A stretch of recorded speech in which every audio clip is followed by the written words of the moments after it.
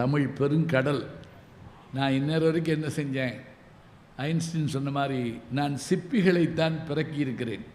கடற்கரைக்கு சிலர் காற்று வாங்க போவார்கள், சிலர் கடலில் குளிக்க போவார்கள், சிலர் மீன் பிடிக்க போவார்கள், சிலர் அயலகம் செல்வதற்காக போவார்கள், சிலர் சுண்டல் வாங்கி தின்பதற்காக போவார்கள், சிலர் கடலுக்குள் மூழ்கி முத்தெடுப்பார்கள்.